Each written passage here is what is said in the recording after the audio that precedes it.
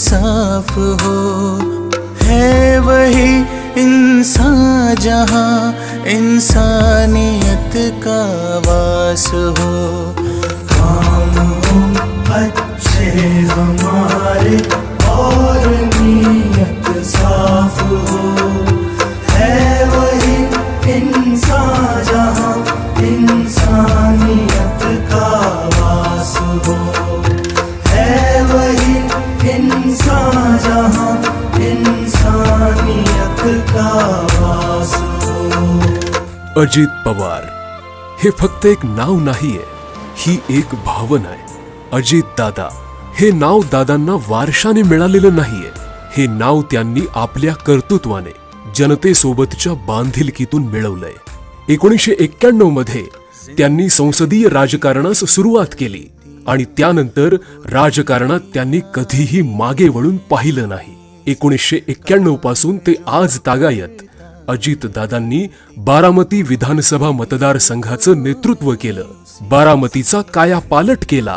या कार्यकाळात त्यांनी 6 वेळा उपमुख्यमंत्री तर अर्थमंत्री पदाची धुरा सांभाळत असताना तब्बल 11 वेळा राज्याचा अर्थसंकल्प सादर केला. दादा नेहमी म्हणायचे, सत्ता ही सर्वसामान्य जनतेच्या हितासाठी वापरायची असते आणि त्याचप्रमाणे जनतेचे हित समोर ठेवूनच त्यांनी प्रशासनाचा कारभार चालवला. आज गावखेड्यात झालेला विकास असो किंवा शहरांचा कायापालट हा दादांच्या दूरदृष्टीचा जिवंत पुरावा आहे. महाराष्ट्राला प्रगतीपथावर नेण्यासाठी दादांनी विविध प्रकल्पांची पायाभरणी केली. रेल्वे, उद्योग, मेट्रो प्रकल्प, विमानतळ, रस्ते, शिक्षण यांसारख्या अनेक प्रकल्पांसाठी दादांनी हजारो कोटींचा निधी उपलब्ध करून दिला. ते केवळ आकडे नव्हते, तर त्या प्रत्येक रुपयामागे होती जबाबदारी आणि जनतेप्रती बांधिलकी.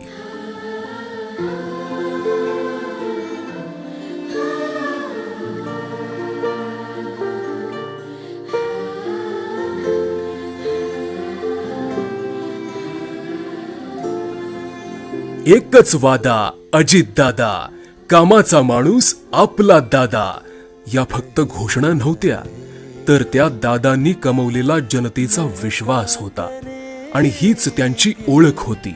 काम कोणतंही असो, करतो बघतो ही दादांची भाषाच नव्हती.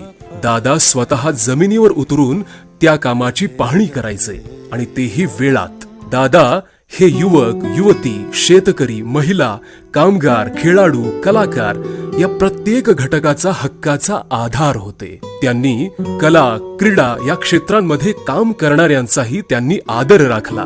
त्यांचे प्रश्न सोडवले, त्यांना दिलेला शब्द पूर्ण केला. लाडक्या बहिणींना आत्मनिर्भरतेचा मार्ग दाखवला.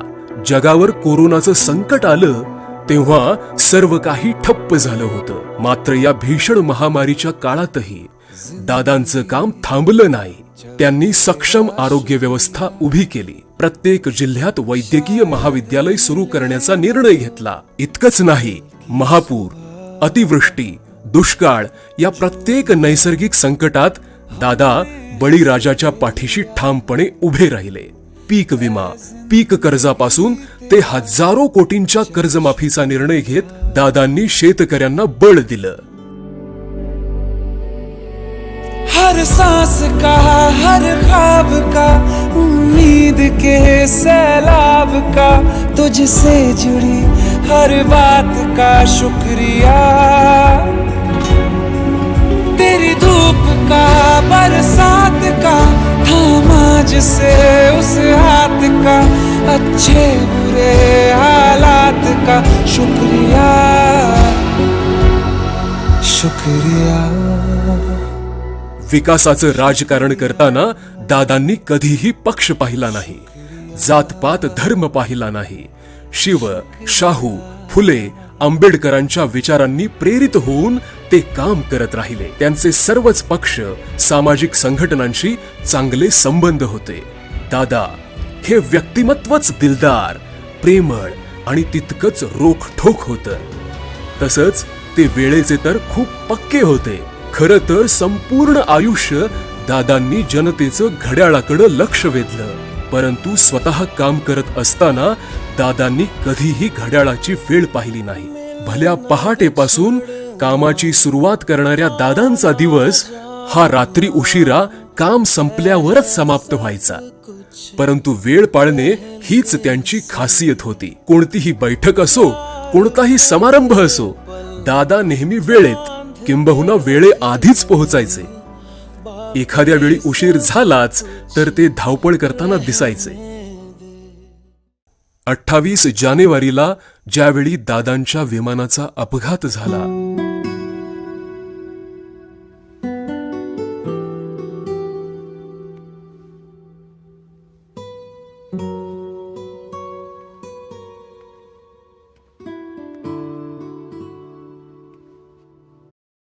दादांचं निधन झालं, ही बातमी ऐकून त्या दिवशी जेवढं दुःख झालं, त्यानंतर आजही दादा आपल्यात नाहीत हे मन मानायलाच तयार नाहीये.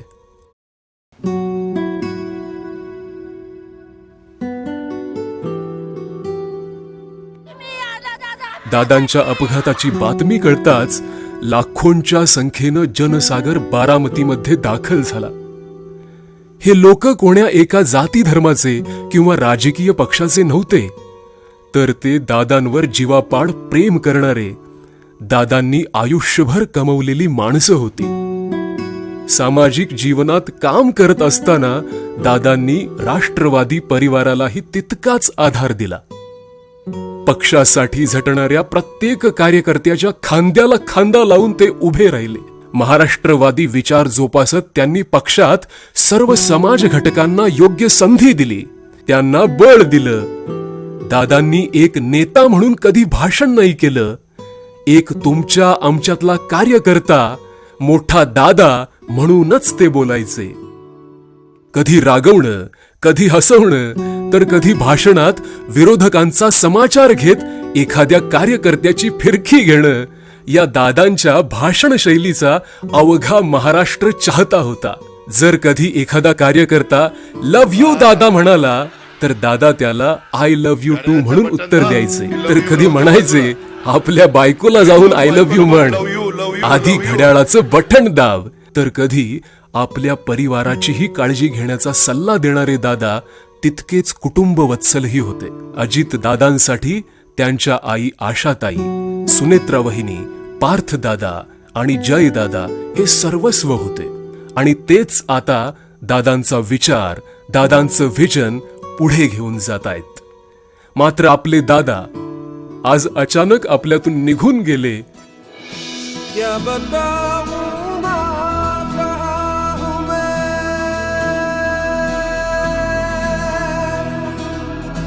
यहाँ उड़ने को मेरे खुला आसमां है. ही पोकळी कधीही भरून निघणार नाहीये.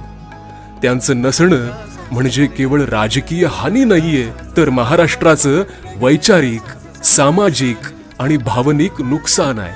त्यांची उणीव आज, उद्या आणि पुढेही कायम भासत राहील. पण त्यांचं काम, त्यांची दूरदृष्टी आणि विकासाचा वारसा राष्ट्रवादी परिवाराच्या हृदयात सदैव जिवंत राहील. अजितदादा, तुम्ही महाराष्ट्राच्या प्रत्येक कणाकणात, प्रत्येक शेतकऱ्याच्या शिवारात, प्रत्येक युवकाच्या स्वप्नात, लाडक्या बहिणींच्या मनात आणि प्रत्येक कार्यकर्त्याच्या स्मरणात सदैव जिवंत राहाल, सदैव जिवंत राहाल.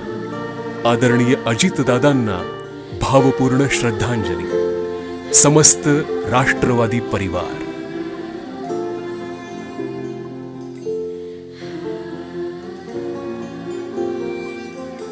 रहे न रहे हम महका करेंगे, बन के कली बन के सबा बागे वफा में. रहे न रहे हम